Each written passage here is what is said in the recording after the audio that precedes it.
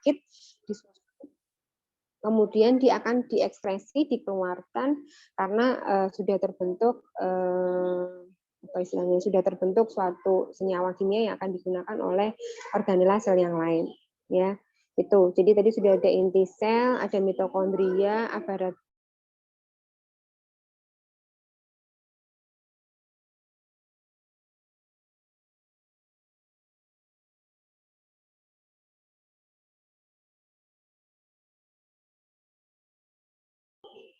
Oke, tadi inti sel, aparatus Golgi, mitokondria, kemudian yang mengatur pusat tadi ya, inti sel ya, nukleus yang mengatur. Jadi seperti otak di dalam tubuh, di dalam sel juga ada yang mengatur, namanya inti sel atau nukleus. Di dalamnya ada anak inti sel, nukleotida, kemudian tadi ada yang mensintesis protein ribosom, mensintesis lemak, dan kemudian mengekspresikan itu aparatus Golgi, kemudian mitokondria untuk menghasilkan energi. Yang lain, sel itu dibatasi dengan apa sekelilingnya? Skeleton. Ya, skeleton itu kerangkanya. Jadi kalau di rumah itu tiang-tiangnya ya. Oke, jadi setiap sel itu bentuknya berbeda-beda. Ada yang bulat, ada yang pipih, kemudian ada yang seperti donat. Sel darah merah itu bentuknya seperti sel donat, donat, jadi tengahnya berlubang. Ya, itu skeleton. Sitoskeleton atau skeleton. Kemudian kalau yang membatasi sel satu dengan yang lainnya tadi sudah disebutkan membran sel atau dinding sel. Ya, itu yang melindungi sel itu juga. Kemudian yang fungsinya sebagai, kalau di dalam tubuh kita ada sel imunitas, kekebalan. Di dalam sel itu juga ada. Ada yang tahu? Jadi di dalam sel itu dia juga bisa mempertahankan dari paparan radikal bebas yang dikendalikan oleh organela sel yang disebut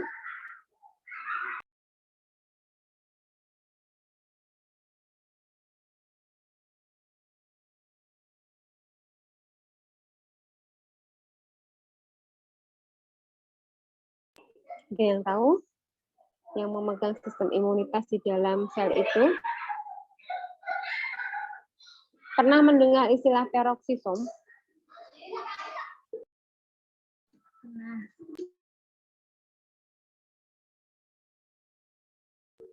Ya, jadi yang saya sampaikan tadi itu dipegang oleh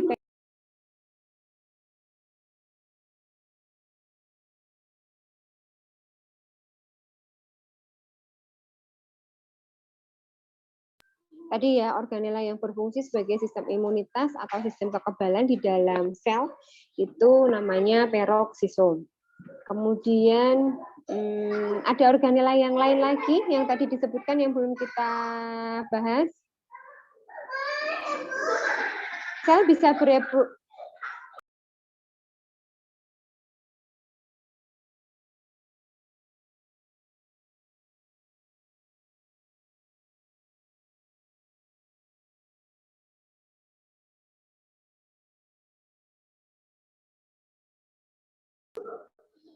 sel yang fungsinya untuk memperbanyak diri, reproduksi sel. Siapa yang memegang? Depannya S. Ada pembelahan sel, sel itu bisa memperbanyak diri, ya. Jadi pada bayi balita jumlah selnya tadinya sedikit, tapi kemudian dia mendapatkan asupan makanan sehingga sel itu akan bertambah banyak, ya, bertambah banyak sampai remaja, dewasa. Setelah dewasa sel itu akan berhenti. Dia hanya bisa regenerasi, memperbaiki sel yang rusak, tapi tidak bisa lagi memperbanyak jumlahnya.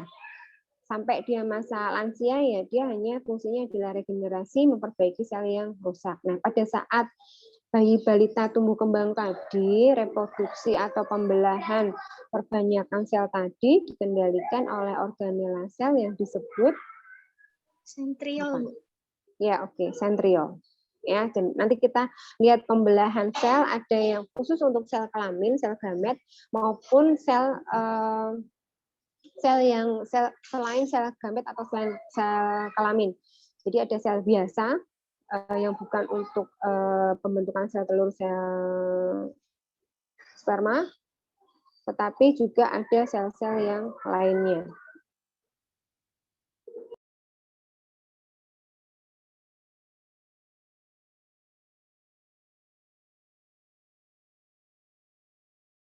Ini saya mau besar materi kok.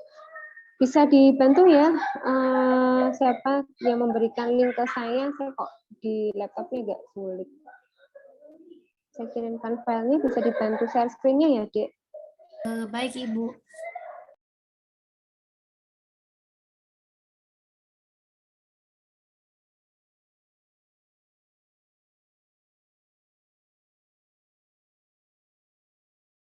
Dan asupan makanan, zat gizi masuk ke dalam tubuh itu fungsinya tidak hanya untuk organ, tidak hanya untuk tubuh, tetapi juga lebih dalam lagi. Jadi sampai ke tingkat sel.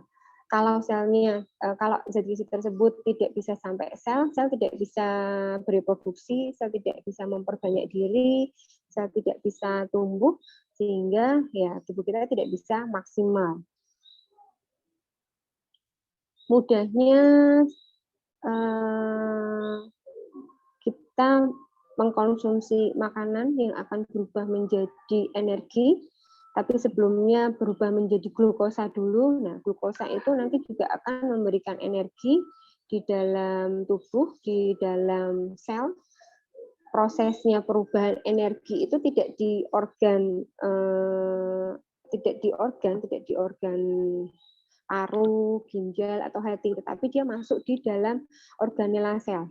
Ya tadi menghasilkan energi, menghasilkan ATP itu di dalam mitokondria. Di dalam mitokondria pun dia ada di dalam mitokondria itu ada lekukan-lekukan namanya krista. Nah, di dalam krista itu jadi semakin jauh ya. Jadi tidak di organ menghasilkan energi, tetapi ternyata sel-sel tubuhlah yang menghasilkan energi di mitokondria tersebut. Sebentar.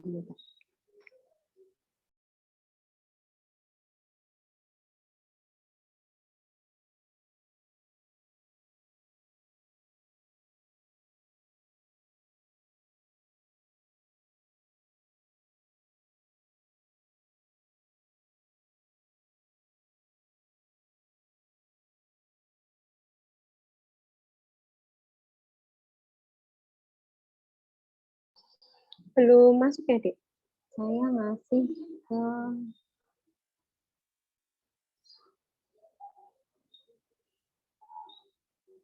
kayaknya belum masuk.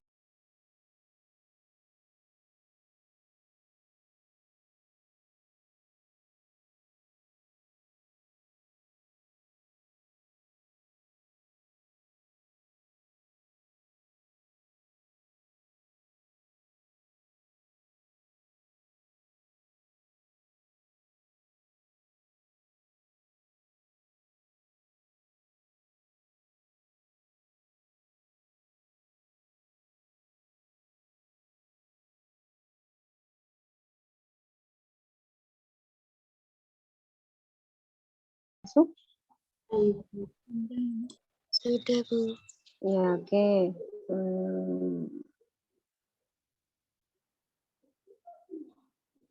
Oke, ini biomolekul dan teori sel yang akan kita diskusikan. Ya, teori sel sedikit sudah saya bahas tadi. Kemudian nanti kita melihat strukturnya, macam-macam sel dalam tubuh manusia. Kemudian penyusunnya. Sel itu tersusun dari apa saja? Terus ini beberapa teori sel ya, perkembangan dari mulai tahun 1665 berkembang 32, kemudian sampai di tahun yang terakhir itu 1893, kemudian yang terakhir tahun ya nggak ada tahunnya nih yang terakhir ya. Jadi sel dia memiliki DNA, kromosom, kemudian dari sel itu juga bisa bereproduksi. Setiap sel juga memiliki aktivitas yang sama, kemudian dia bisa terdiri dari beberapa organela-organela yang tadi sudah kita diskusikan beberapa, karena Anda sudah mendapatkan, saya hanya mengulang sedikit dari materi yang sudah didapatkan sebelumnya. Jadi sel di dalam tubuh ada eukariotik dan juga prokariotik. Ya, jadi ada organelanya. Ini perbedaannya kalau eukariotik itu pada makhluk hidup tingkat tinggi. ya pada makhluk hidup tingkat tinggi. Sedangkan untuk prokariotik itu dia pada makhluk hidup yang tingkatannya bakteri, ya, alga, kemudian parasit, ya. Jadi ini perbedaannya antara eukariotik dan prokariotik. Kalau eukariotik itu pada hewan, pada tumbuhan, termasuk juga pada manusia. Ya, di sini dia ada organela-organelanya, tapi kalau yang prokariotik dia tidak ada organela-organela yang kita diskusikan tadi. Ya, jadi dia hanya membelah diri, tapi kalau yang di eukariotik dia ada suatu sistem pembelahan dengan mitosis. Kemudian ada bentuknya dia ukurannya lebih besar, kalau yang untuk di bakteri tadi ukurannya kecil. Kita bisa melihat bakteri alga itu pun dengan menggunakan mikrobiologi. Dengan mikroskop di mata kuliah mikrobiologi, nanti Anda akan melihat berbagai macam bentuk sel, baik sel itu parasit atau pada jamur yang didapatkan dari beberapa media. Jadi nanti kalian membuat suatu media, ya, misalnya media yang diambil dari kuku, tangan, kemudian kita menaruh media di ruangan, itu akan ada bakteri-bakteri, virus apa saja, kemudian nanti kita lihat bentuknya, kemudian kita hitung jumlahnya di mikroskop. Ya, sedikit banyak dulu saya di awal-awal pernah membantu di praktek mikrobiologi, jadi kita bisa melihat, ya, jadi beberapa bentuk-bentuk sel, kemudian bentuk virus, bakteri, bentuk sel yang lainnya di mikroskop tersebut. Ya, ini beberapa macam bentuk sel, ya, ada bentuknya bulat, ada yang bentuknya panjang, Coccus, Bacillus, kemudian Streptococcus, ada yang mempunyai tangan, nih sel saraf, ya, sel saraf. Jadi bentuk sel itu macam-macam. Ada bentuknya sel darah merah seperti ini, pipi, kemudian ada yang sel darah putih, di dalamnya ada lagi, kemudian ada yang panjang-panjang, ya, dan warnanya juga ada yang putih, merah. Nah, nanti tinggal lihat di mikroskop. Kemudian ini diperbesar lagi, tadi yang kita diskusikan. Ada nukleus, ada nukleolus, dan nukleotida lebih dalam lagi. Ada aparatus Golgi, Golgi aparatus. Kemudian ada mitokondria. Kemudian ada peroksisom tadi. Kemudian sitoplasma. Sitoplasma itu cairan yang ada di dalam sel. Kemudian ada lisosom. Kemudian ada yang menyebutkan retikulum endoplasma kasar, retikulum endoplasma halus. Smooth itu yang halus, rough itu yang kasar. Kemudian ini, ya, dinding selnya, ya. Ini ada kloropas dan vakuola, berarti ini sel pada tumbuhan. Kalau ini sel pada hewan karena dia nggak ada vakuolanya, tapi dia mempunyai mikrofili. Mikrofili ini yang digunakan untuk bergerak. Jadi sel itu bisa bergerak dari tempat yang satu ke tempat yang lain. Ya, jadi dia punya suatu alat untuk bergerak seperti sel sperma itu punya flagella, ya, dia bisa bergerak untuk bertemu dengan sel telur. Kemudian, nah, ini membran sel atau dinding sel itu dia terdiri dari lemak, karbohidrat, dan protein, lemak bilayer. Jadi dia terdiri dari beberapa zat gizi. Kemudian dia lapisan lemaknya, ya, ini bentuknya seperti ini. Kemudian ini rasio perbandingannya 52 untuk protein dan 40% untuk lemak. Jadi lemak juga menyusun sel-sel di dalam tubuh kita, tidak hanya protein, walaupun persentasenya memang lebih besar protein. Kemudian, ya, ini fungsi dari membran sel, dia untuk jalan pintu masuk cairan maupun zat gizi dari sel satu keluar masuk, kemudian juga transport. Nanti silakan bisa dilihat transport aktif, transport pasif, kemudian ada endositosis, eksositosis, yaitu pergerakan cairan keluar, masuk, maupun berpindah dari sel yang satu ke sel yang lainnya. Ini sitosol, sitoplasma sama, ya, sitosol, sitoplasma sama, cairan yang ada di dalam sel, ini komponennya, kemudian konsentrasinya. Jadi komponennya ada natrium, kalium, klorida, ion bikarbonat, ada ATP, ADP, magnesium, kemudian ada kalsium. Sitosol cairannya di dalam berbentuk gel, ya, jadi tidak cairan biasa, tapi dia berbentuk gel karena di dalamnya ada elektrolit. Kemudian ini retikulum endoplasma, RE halus, RE kasar.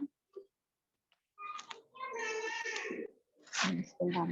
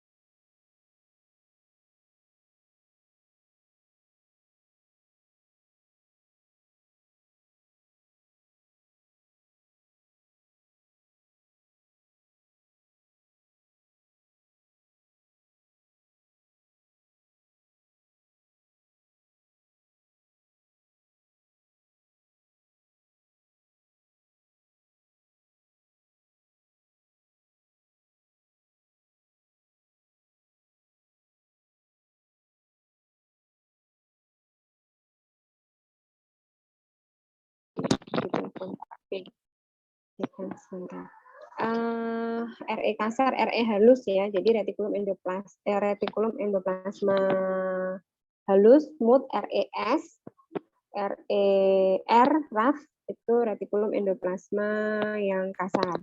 Jadi bedanya yang kasar itu dia ditempeli oleh ribosom, sedangkan untuk yang halus itu tidak ditempeli untuk ribosom, tapi dia juga bisa digunakan untuk mensintesis lemak seperti yang di aparatus Golgi. Jadi ada dua organela. Itu ya. Terus ini aparatus Golgi ya, dia glikoprotein, glikolipid juga lemak, dan juga dia aparatus Golgi ini menempel pada retikulum endoplasma untuk memodifikasi protein yang sudah disintesis di retikulum endoplasma. Jadi bentuknya juga seperti lekukan-lekukan, dia memodifikasi kembali protein yang sudah disintesis oleh ribosom di retikulum endoplasma kasar, kemudian nanti akan dikeluarkan, diekskresikan, digunakan untuk organela maupun sel yang lainnya. Kemudian ini lisosom. Lisosom itu fungsinya dia sebagai seperti sistem pencernaan. Jadi dia mencerna karena di dalamnya banyak sekali enzim-enzim hidrolitik seperti lipase, karbohidratase, protease. Jadi dia mencerna zat gizi yang masuk di dalam sel untuk kemudian bisa dipindahkan ke mitokondria untuk dirubah menjadi ATP. Ya. Jadi itu prosesnya ada di lisosom. Organela sel itu, masing-masing organela fungsinya hampir sama atau identik dengan tubuh kita. Misalnya lisosom dia fungsinya seperti saluran atau sistem pencernaan karena dia mencerna zat gizi yang masuk di dalam sel tersebut. Kemudian mitokondria itu dia nanti akan menghasilkan energi. Itu seperti paru-paru ya mitokondria. Kemudian peroksisom tadi seperti sistem imunitas, kemudian nukleus itu seperti sistem saraf yang ada di dalam otak. Ya, jadi ada peran-peran yang sama seperti di dalam tubuh kita. Kemudian ini vakuola pada tumbuhan, saya lewati. Kemudian ini mitokondria, ya tadi krista ini ya, maksudnya lekukan-lekukan ini, nah itulah tempat di mana terjadinya siklus Krebs untuk menghasilkan energi. Di dalamnya ada matriks, dalam matriks ada krista untuk memproduksi ATP, memproduksi energi. Kemudian ada ribosom, itu mengandung RNA dan protein, karena dia fungsinya untuk sintesis RNA dan protein, untuk proses pembentukan DNA.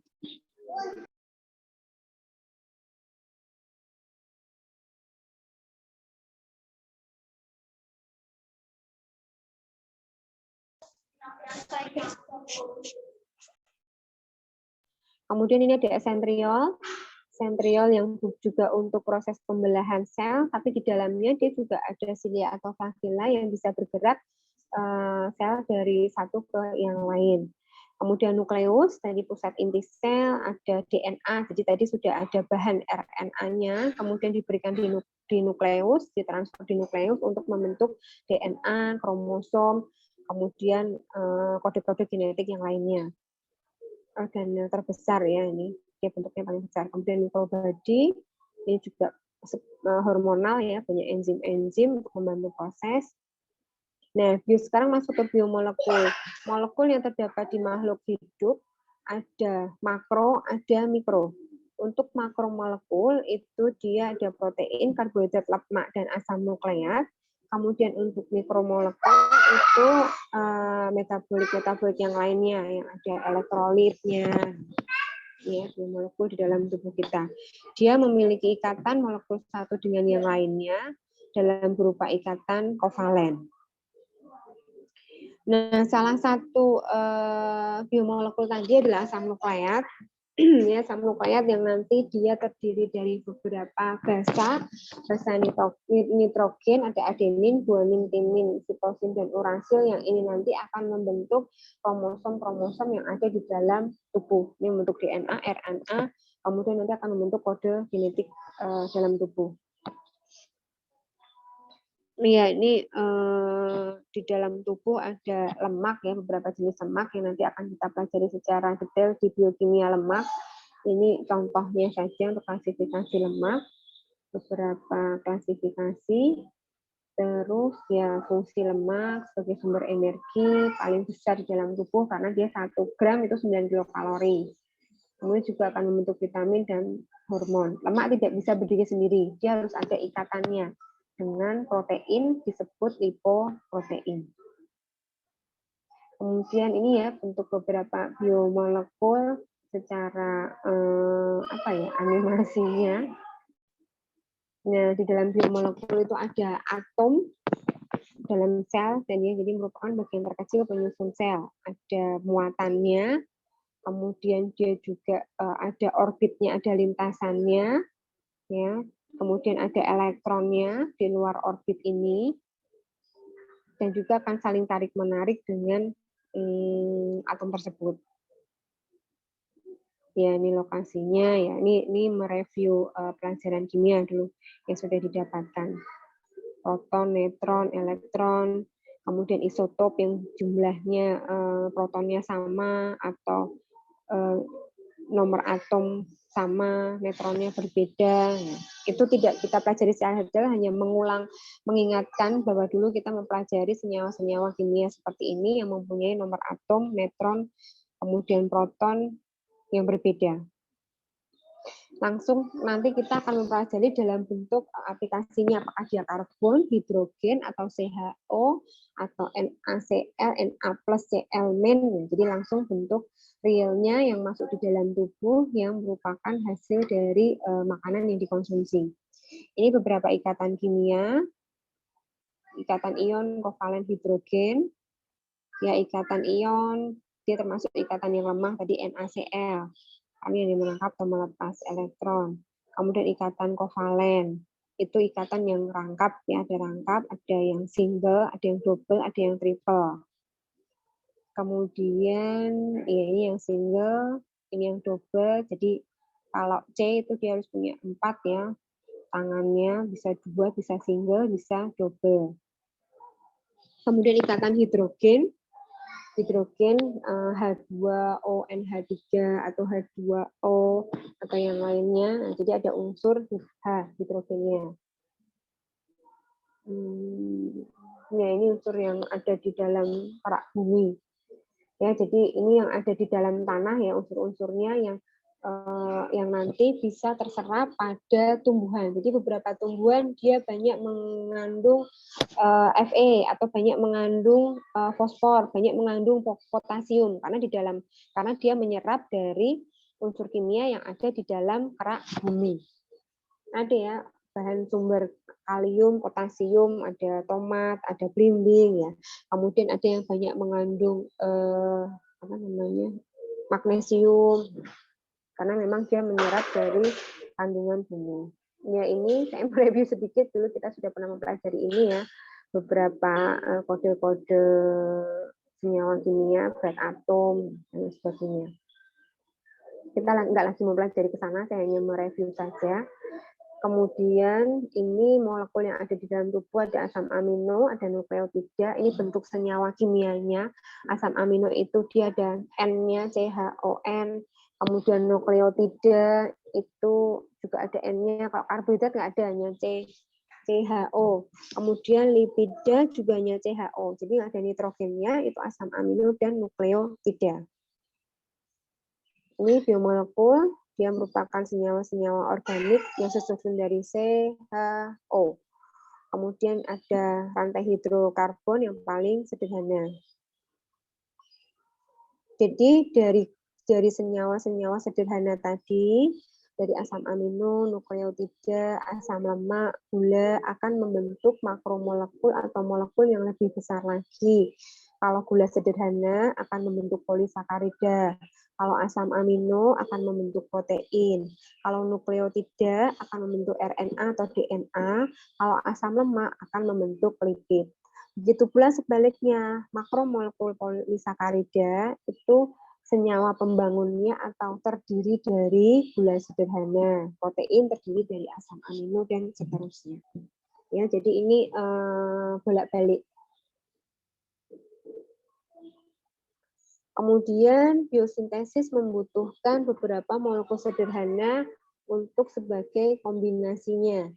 Asam amino, ya tidak hanya protein, tapi ternyata dia juga ada hormon, peptida, neurotransmitter. Kemudian ada glukosa, itu ada selulosa, ada serat, ada fruktosa. Ya, ini beberapa sudah dipelajari untuk klasifikasi glukosa itu di gizi dasar. Jadi ada karbohidrat yang monosakarida, disakarida, polisakarida, sukosa, laktosa itu merupakan bagian dari glukosa. Ini sama seperti tadi, hanya beda bentuknya. Kalau tadi dalam bentuk memanjang ke bawah, ini saya landscape-kan. Ya, jadi polisakarida juga terbentuk dari gula sederhana, nukleotida, asam nukleat, protein, asam amino, dan seterusnya. Ini bentuk senyawa kimianya. Ya, jadi bentuk-bentuk CHO ya. Kalau ini lebih ke arah kimia sebenarnya. Kemudian untuk di karbohidrat dia sebagai makromolekul. Kemudian formulanya terdiri dari CH2O. N-nya ini mau berapa? Mau 3 berarti ya CH2O N2, ini kecil 2. Dia sebagai penyusun sel, salah satu penyusun sel dan juga sebagai simpanan tenaga. Ini ya tadi yang saya sampaikan ya, glukosa, ada monosakarida. Nah ini tadi disakarida, sukrosa, laktosa itu bagian dari glukosa tadi. Ya, ini review sedikit dari gizi dasar. Tapi saya tambahkan dengan bentuk senyawa atau susunan kimianya.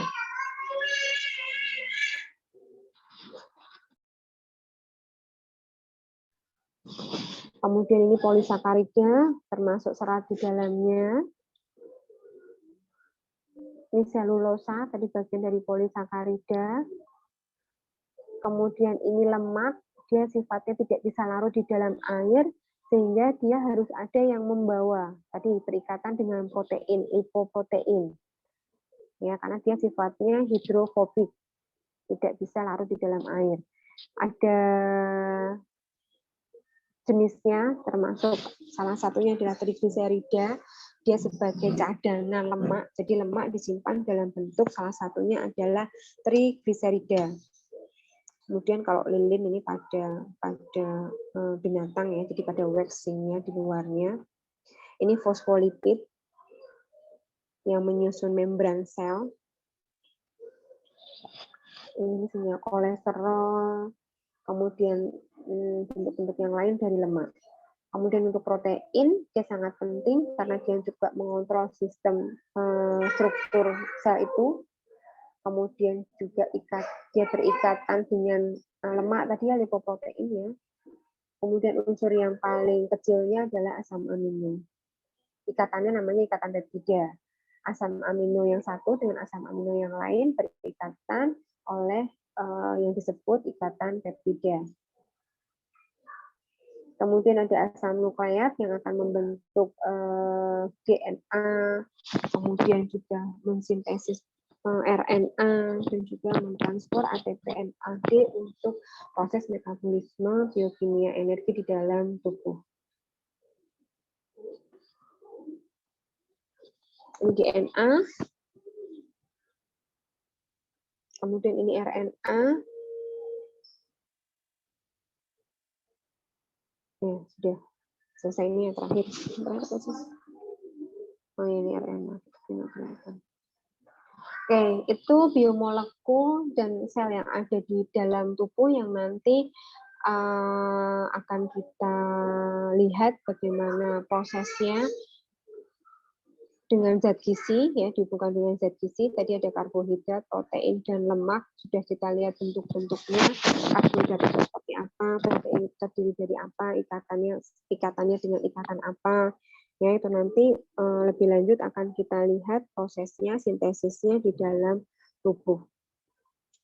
Sampai di sini ada yang ditanyakan?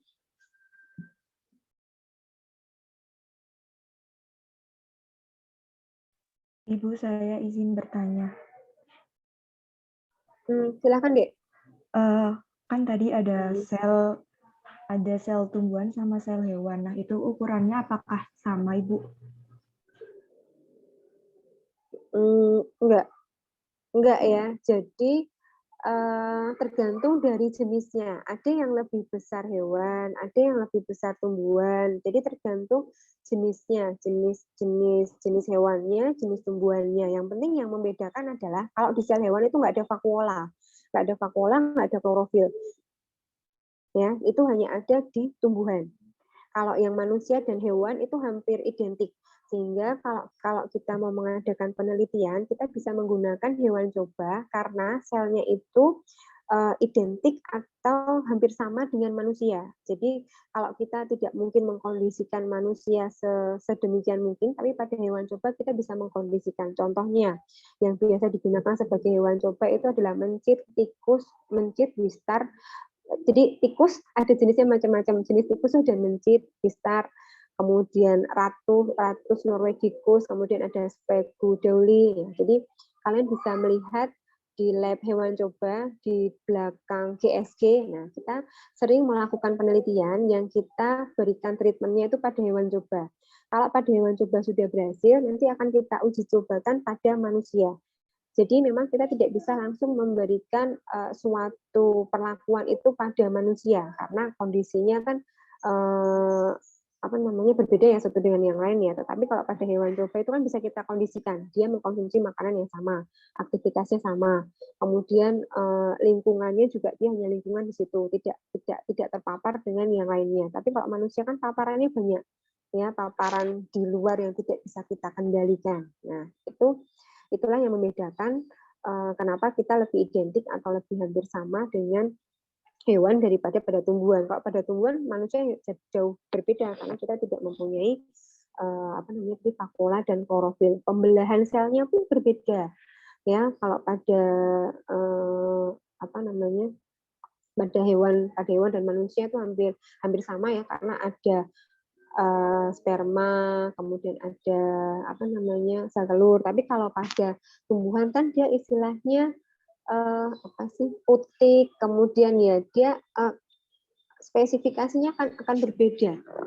Itu perbedaannya antara hewan dan tumbuhan. Termasuk tadi vakuola, klorofil itu yang membedakan. Kalau ukurannya tergantung jenisnya, Dek. Ya, jenisnya dia tumbuhan apa, jenisnya ini hewan apa, itu akan berbeda. Itu ya, Nisa. Ya, Ibu. Baik, saya izin bertanya terkait dengan praktikum. Itu nanti kan di biokimia ini ada beberapa praktikum. Itu apakah nanti ada pemadatan seperti kemarin, Ibu? Atau dibagi-bagi? Pelaksanaannya seperti kemarin, Dek.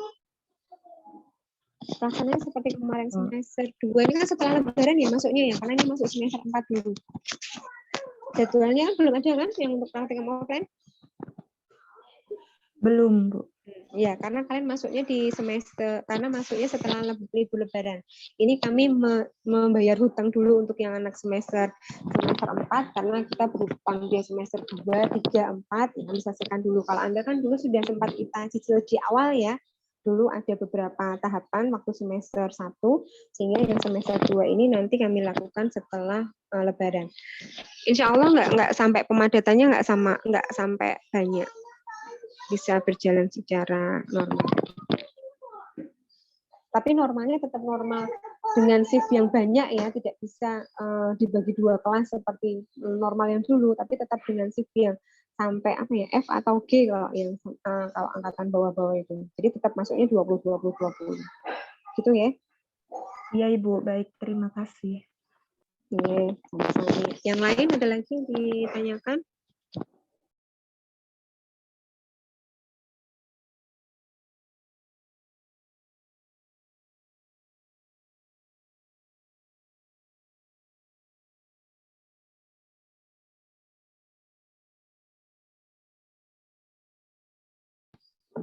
Praktikum biokimia nanti mohon kesediaan beberapa mahasiswa untuk menjadi sampel ya, diambil darahnya, urinnya. Ada yang takut darah, ada yang takut diambil darahnya.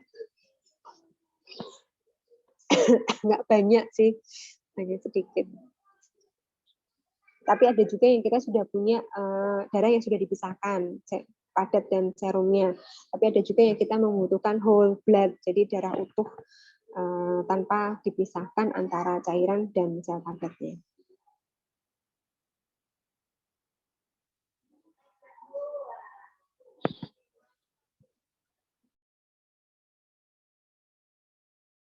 Baik, ada yang ditanyakan? Kalau tidak ada yang ditanyakan, tidak ada yang didiskusikan, tadi materi sudah saya berikan ke Wida ya. Nanti bisa disampaikan ke teman-temannya untuk materi hari ini melalui Wida. Itu yang bisa saya sampaikan. Terima kasih untuk perhatiannya. Semoga bermanfaat. Sehat selalu. Wassalamualaikum warahmatullahi wabarakatuh.